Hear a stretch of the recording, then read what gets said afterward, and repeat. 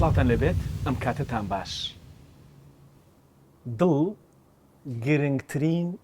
ئەندامی جەستەیە، لانی کەم یەکێک لە گرنگترین ئەندامەکانی جەستەیە. خۆراکیش لە ژیانی ئێمەدا زۆر گرنگە. بە ڕۆژوبوونیش زانستی پزیشکی سلماندوویەتی کە دنیایەک سوودی هەیە، بەڵام بۆ هەموو ئەمانە مەرجمان هەن. ئەم سیانە ئەم سێ کوچکەیە خۆراک، دڵ، بە ڕۆژوبوون مەرجی زانستیان هەیە بۆ ئەوەی دڵ تەندروست بێ، بە ڕۆژوبوون سوودی هەبێ، خۆراکیش هەم بەتام و خۆش بێ هەم سوودی هەبێ. بۆ گفتوگۆکردن لەسەر ئەم بابەتە میوانێکی زۆر تایبەتم هەیە. ئەویش دکتۆر سەلاحەدین محەممەد ڕوژدی، پزیشک و پسپۆڕی و ڕاوێژکاری نەخۆشیەکانی دڵ و قەستەرە لە بەریتانیا. دکتۆری برام بەخێر بێەوە. سەلامەت بی دکتۆر. حاڵ باشە؟ حاڵت باشە؟ سەفەر باش بوو؟ سەلامەت بی، زۆر مەمنون. زۆر سپاس بۆ دەستەکان نەخۆش بیت. زۆر سپاس دەکەم، زۆر بەخێر بێەوە. خۆت بەخێر بی، سەلامەت بی. خۆراک، دڵ، بە ڕۆژوبوون.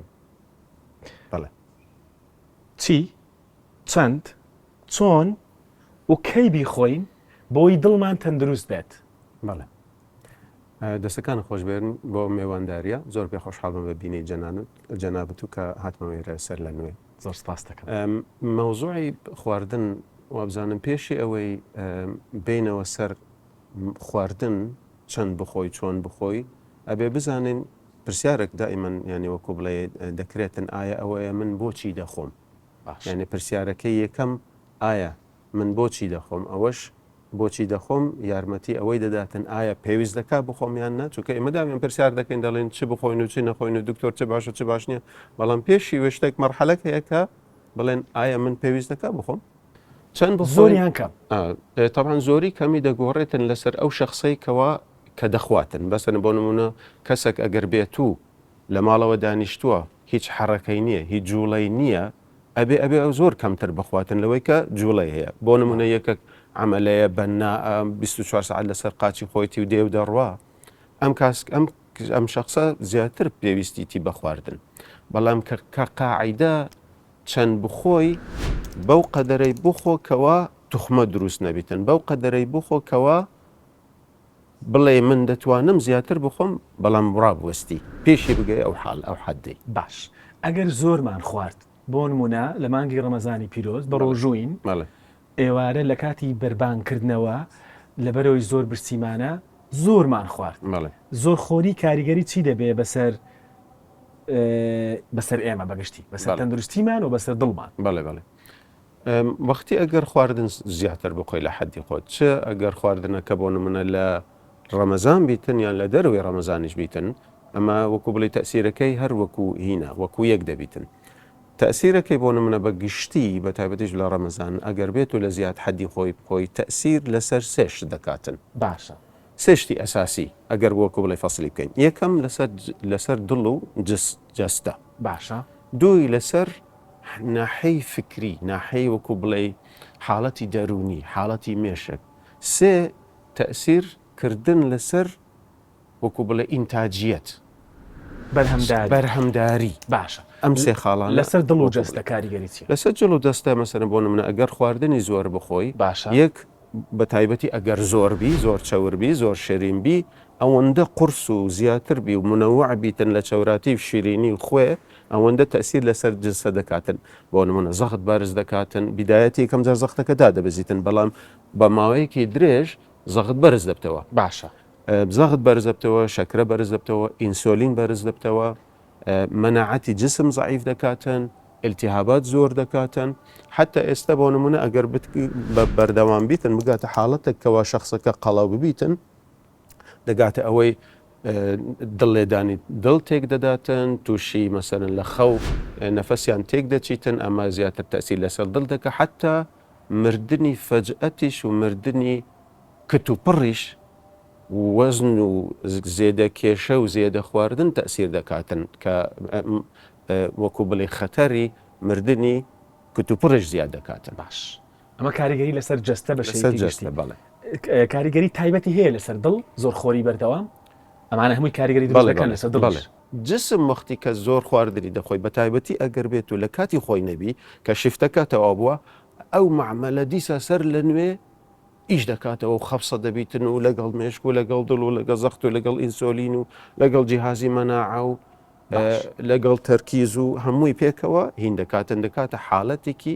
وەکو بڵێ ئەزمە جسم وا دەزانێت دڵ دەزانێت دەڵێ مشکیلەک هەیە ئەبێ ئەوەی کە کرايسيس مود باش وا دەزانێتتر مشکیلەک هەیە ئەتر هەر لە ئیسراحەت دانیە هەر دائیمەن لە ئیشدایە کاریگەری بەسەر مێشک و بیرکردنەوە و عقل و ئەمانەش هەیە بەڵێ باش بەسەر لایانی دەرونی بەڵێ باش یەکێک لەو شتانەی کە باست کرد ئێنەرژی کەم دەکاتەوە دیسپلین لە ژیان بەشەیەکی گشتی دەستکاری دەکات کاریگەری بەسەر دیسپلینیشەوە هەیە بەسەر بڕوا بە خۆبوونیشەوە هەیە کەسێک زۆر خۆرە و بەردەوام زۆر دەخوا کەمتر بڕوای بەخۆیەتی ئەکید ئێستا بۆ نمونە مەسەرەن ئەگەر خواردن بخۆی من جەنابەت دەزانی مەسەرەن کە من ڕۆژی لە قەستەرەمە بنانی بەیانی دەخۆم دوای هەتا هەر وەکو بە ڕۆژیمە هەتا درەنگ ناخۆم ئەوانی تر بە لەنچ برێک دەچن خواردن دەخۆن فشە چپس دەخۆن شت دەخۆن کە دێنەوە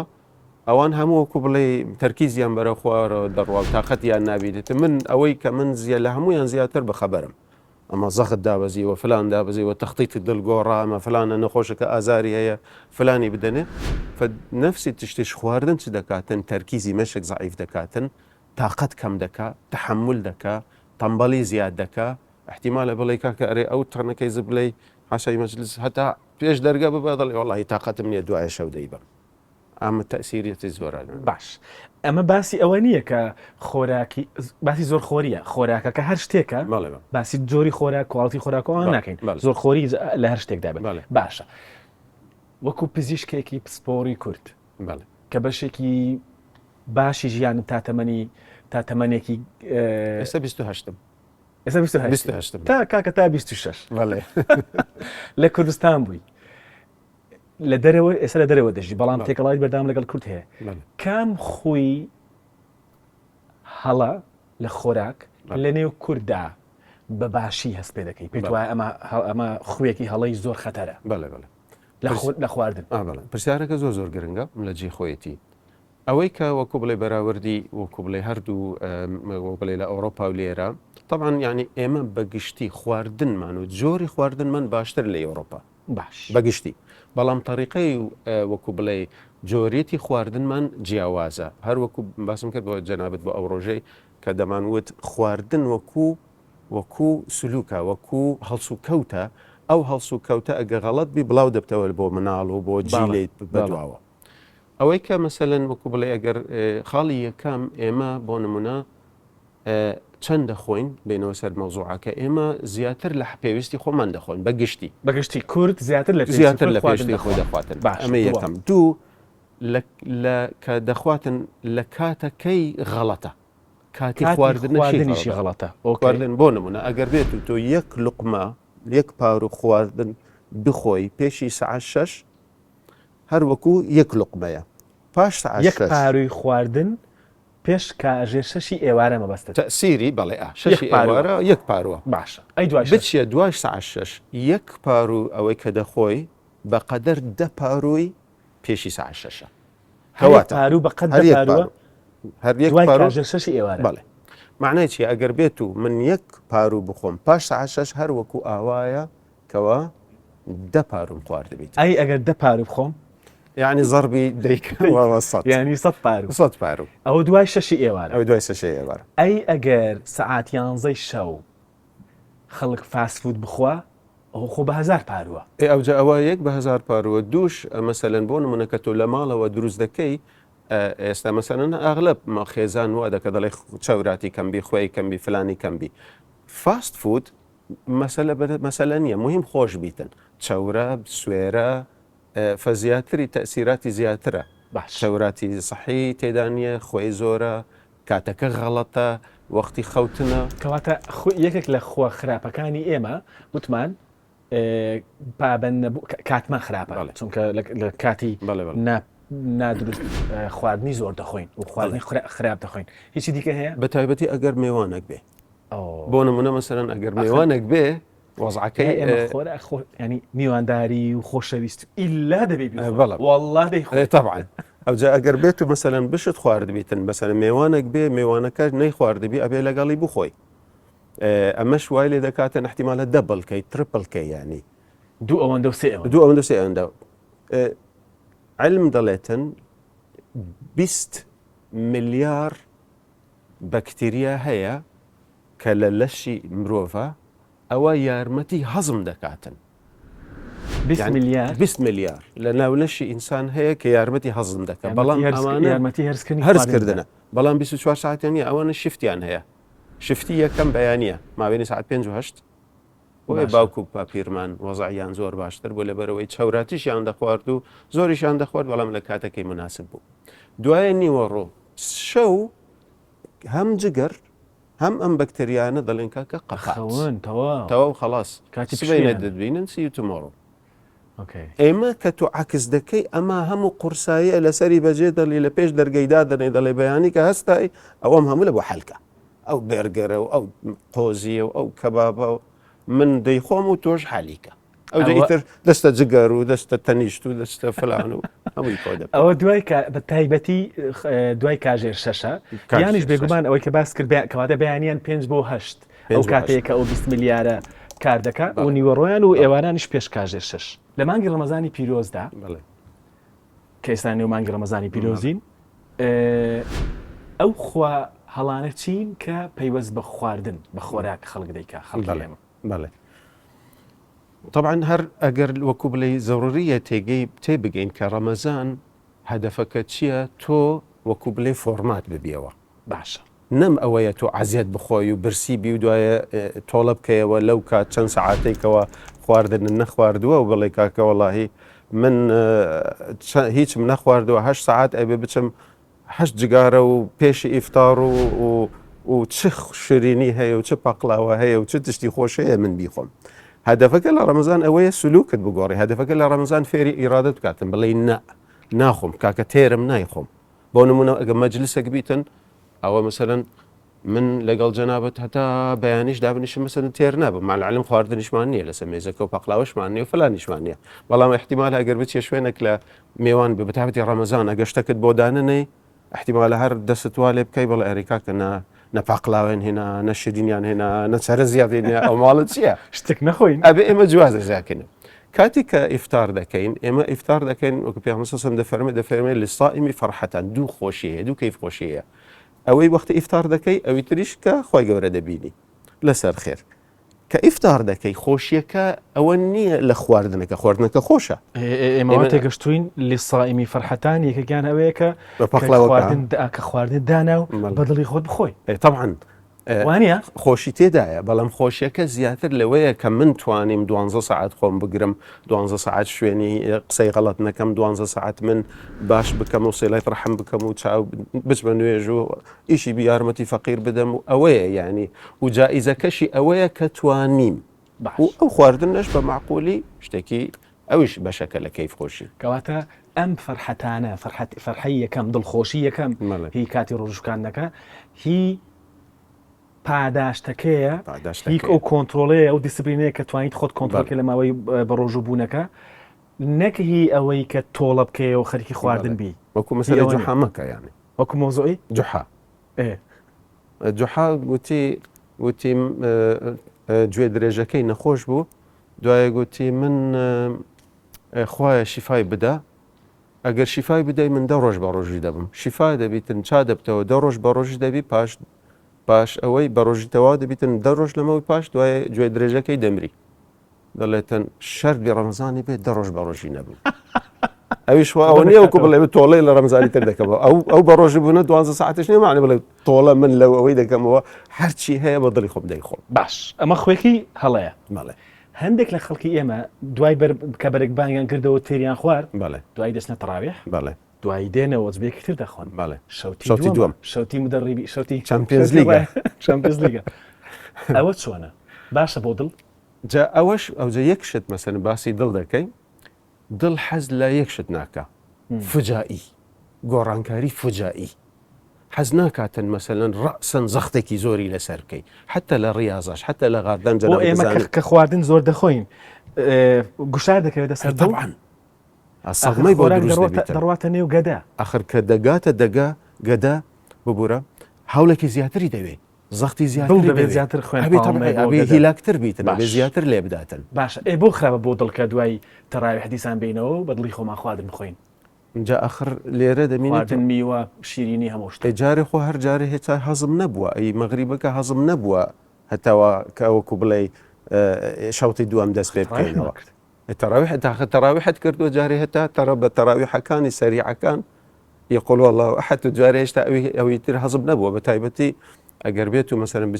بتشي تراويح وبسائر بتشي بينج دقة جولاي بكي وبيوا يعني هيك تنكر دو جاري هتا تأثيري إفطاركش استاجاري ماويتي باش نخوتن ل ماوي مانجي رمضاني بيروز كاريكري بس الضلمانة وهي خوتن ئێمە زۆر جار تێ دەکەین ئەگەر بخەوی باسی شەو دەکەم باسی شەو ئەمەش باسی شەو دەکەین ئەگەر بخەوی هەندێک خەڵک دەڵێتن بخەوم باشە بەس ئەم تحملم باشە ئەگەر 5 ساعت بخەوم تحملم باشە یعنی ناخەوم خۆ دەزانی ئەمە سیستمەکە عاکس کراوە نووس خەوتن عیلاجە خەوتن عیلاجی زەختە عیلاجی شەکرە عیلاجی هەموو شتەکە لەبەرەوەی دوو سیستممان هەیە لە جسمی ئینسان سمپەتێکی پێدەڵێن نازانم ببوورە بە کوردی مهم ئەو سیستمەی کەوا وەکو بڵێ زەخت بەرزە جوڵە هەیە بەڵێ و سیستمی شەویشمان هەیە کە پێدەڵێن پاراسمپەتێک هەم بێ زەختەکە دابەزیتن نەبز دابەزیتن ئەگەر بێت و خەو شەو نەخەوی طبعا ئەگە خواردنی زۆریش بخۆی شەویش ناخەوی قورسایی دروست دەبی خەوەکەش تێک چوو زەختەکە زیاتر بەرز دەبیتن هەزمەکە زعیف دەبیتن سوکەریەکە زیاتر دەبیتن ئیفرازاتی ئینسولی دەبیتن ئەو تەسیل لەسەر دڵ دەکە دڵ تەسیل لەسەر دەوی دەکە ئەویش تەسیل لەسەر خەو دەکە خەویش تەسیل لەسەر هەمووی دەکە بە دوای ئەوە داین کە بە ڕۆژوبوونی دروست لە ڕووی ئاینی و لە ڕووی زانستی پزیشکی بدۆزینەوە و بە بینەری خۆمانی بڵین بۆیە ئەو خوانت لێ دەپرسم ناتەندروستانە باشە خوێکی دیگە ئەوەیە لەبەرەوەی خەڵکی ئێمە هەمیشە پێی گوتراوە پێغەمبەری خوا درودی و خاڵ لەسەر بێ دەفەرمێ تەسەحەڕوا فإن في السحور بەرەکە پاشیف بکەن ئەو نەخەوتووە تا پاشیف پاشیویش دیسان ژەمێکی قورسی کەوکوژی بۆی دادنیشێ تێر و پڕی لێ دەخوا تەواوە ئەوجا ئەگەر وەکو بڵێ هینی سەحی باسکەی غەڵەتەکەش بە بەدار دەکەوێتن بۆ نمونە وەختی کاتی کە ئیفطار دەکەی ئەبێ شتێکی بەسیط ئاوە و خۆرمایە لەبەرەوەی خۆرما هەموو جەنابتن دەزانن ئەوە شەکرەکەی بەسیتە و باڵانسی هین دەکاتن دوایە ئەبێ مەجالێکی بدەیە هەندێک خەڵک مەسەرن بۆ نمونە نوێژی مەغریب ناکە ئیفطار دەکا و الله ئەکبەر و هجوم لەسەر سفرە بەس مەفرۆزە تۆ 10 دقیقە 20 دقیقە ڕابوەستی لەبەرەوەی هەتا شەکرەکە باڵانس بی ئەو وەکو بڵێ حەز و ئارەزووە خاو دەبتەوە جستش بەخەبەر ڕاستە لە بەیانی خواردۆ بەڵام ئێستا کاتی خوێتان مەکە گەدا ڕیخۆڵان بەخەبەر بێنەوە ئەی تاوان دوایە کە خواردت ئەبێ هەر حتى منەوەعش بمشکلەنی ئەبێ کەمتر بخۆی برس بمینێتن بچێت تەراویح بۆ نمونە بچوو بە بەیان بچۆ تەراویح تەراویح دەکەیەوە دیسان وەرەوە هیچی تر مەخۆ کە گەیشتەوە سحور بۆ نمونە ئەبێ مفرۆزە بخەوی هەر وەکو سنەتی پێغەمبەر سەلەمە بەڵام کە ئەوەی تر کە سحور دەخۆی معنای ئەوە نییە هاتا قورگ بیخۆی بۆ ئەوەی هەتا مەغریب ساعت 6 بەست قەپات بی بڵێتن هەستمەوە وەڵە برسیش نیوە بەس هەر دەبێ بخۆم لەبەرەوەی ئیفطارە ئەبێ بۆ بەرەکەت 3 خورما 2 خورما خێزانەکانیشمان مشکلێکی چرە وەختی کە برسی بە هیچ بە برسی شۆپینگ مەکە دکتۆر ئاراس بە برسی چی مەکە شۆپینگ مەکە چونکە بچی من بەخۆم کە وەشتی دەچم هەموو جارشتی زیاتر دەکڕم لەبەرەوەی برسیدا باشە کە خوشکەکانمان دایکەکانمان خواردن دروست دەکەن زیاتر دروست نەکەن بۆ بڵێن وەڵاهی بۆ سحوریش ماوەتەوە ئەبێ یان فڕە بدەن یان بخۆین بخۆین باشترە ئەوجا سحوریش دەبتە قورسایی هجوومەکە سەر لە نوێ دەست بێتەوە یعنی جسمەکە وای لێ دەتەن هەر وەکو لە جەنگی عالەمی دووەمە بەردەوام باش کەواتە زۆرخۆری یعنی بەڕەکە لە ئەو بەرەکەتەی کە پێغەمبەری خوا باسی دەکات دوی خوای لەسەر باسی زۆرخۆری نییە پاشی بکە و زۆر بخۆ و تێرە پڕ بخۆ دەڵێ لە پاشیفکردن بەرەکە هەیە بەرەکەت هەیە نەک لە زۆرخۆریەکە جاء قرد لسر أو خالة بيام صلى الله عليه وسلم حتى بيش قال رمضانش دالة كفى بالمرء لقيمات يقيمن صلبة ما معنى حديثك أوي دالة يعني مهم تو طاقته إنرجي أو وشت هبيت المعنى من يعني تشتي ناخوش بخو يشتي خوشش بخو بلام بقدر بيويستيت باشە بەو باشيوش عنيشتا إفطارش عنيشتا لسر نسي بابتا باشە بەو جۆرە بێت بلى تۆ ڕەنگە تێبینی لەسەر خواردنی جەژنی شەبێت بەیانی زووە هەڵدەستینەوە برادۆستی ئێمەوانین بەڕاستی نیمانە پێم وایە لە نیوەڕۆ دەخۆنەوە نیوەڕۆ دەخۆین نيورو دخو بيانيش دخوي بەیانی لەن ئۆکەی لەبەرەوەی سەد دوو براژنی مشكلة بين بلي بكس نعلم بەینی خۆمان كس ليرني دوو براژنی هەولێریم هەن ئەوان بەڵێ. فێریان کردین کە بەیانیان بلى خواردنی جەژن بخۆین بلى بلى لای ئێمە برنج و قەیسی نەبوو بەڵێ. لەناو برادۆستان بلى پێم وایە برادۆستی و ئیدی تا دەگەیەوە ئەو لای تا دەگەیەوە زاخۆ ئەم بەڵێ. هێڵە بەهدینیە بلى نیمانەوانە نيمانا باش. مش نيمانا باش مش أكري نيمانا باش خۆشحاڵم خۆراکی جەژنیش لەگەڵی نیت جا خوراكي ججن أقل له هم لصحي بتشيناوي هم لدروني وهم لأوي عكسي مسجكي رمضان عكسي نامكي رمضان بيدله كم تركوا لمزبوطي بخو حدا بقدر بيوستي خود بخو تو نك معناه كي وادقيني معناه كي طبعا يعني خوش ويستي وكيف خوشي وباش نويجي ججن تأكيد خوشه بلام يعني مثلا تو مفاجأة جسم فيرا سيستمك بو النظام بو تو اتو دلي الوداع يا شهر رمضان توخو عافي صالك تردد بينم يا زمن سلني هجومك نزز فيكم اويك همو كرمان باوندي سي روجكا كوتاي بيدينين بناني بياني ئەگەر هەموو ئەو ڕێنوێنیانەی بەڕێستانمان جێبەجێ کرد ڕۆژووی دروست بله لە ڕووی ئاینی و لە ڕووی زانستی بەڵێ. پزیشکی سوودی چی دەبێت بۆمان طبعا سودي ابي كم جارتو ابي كيش الدابزي اوش شتيكا يعني دتواني كيشي خود قياس كي بيشي رمضان وبيش رمضان اجر وكو خوي ما باشتر بو معناه فعلا جسمك استفاده دابزي خويما وكو خوي ما ندابزي معناه يعني زرر نكردو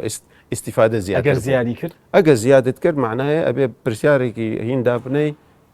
فعلا من استفاده لرمضان كم كشو كرمضان تنيا او النيه إيمان بقوت بي وتقوى بقوت بي أما أساسية بلام صحة إنسانش أو همو داندرا وبو صحة إنسان باشە فأجر بيتو تو مثلا وكبل استفادة لها مشتي رمضان كي أبيني زخت ديتا تخواري شكرة ديتا خواري مزاج صافترة تورا ترني التحمل باشترة طاقة باشرة ليت خوش دبم ليم خوش دبي لش لسه سعره وشر يكثرينا كين ببي إشارة نايمة بيش تو نايمة بيشم أما هم تأثيراتنا وإلى ذكاتنا هل سكوتو صحتي ضلو صحتي جسمو صحتي ميشك هموي فرق ذاك وبرباشي درواتك زۆر سپاس دەکەم من سپاسی جناب دکتۆر صلاح الدین محەممەد ڕژدی پزیشک و پسپۆر و ڕاوشکاری نەخۆشیەکانی دڵ دەستەکانە خۆش بیت و قەستەرە کە لەگەڵ زۆر سپاس گفتوگویەکی خۆش بوو زۆر مەمنونم زۆر سپاس من پێ خۆشحاڵ بووم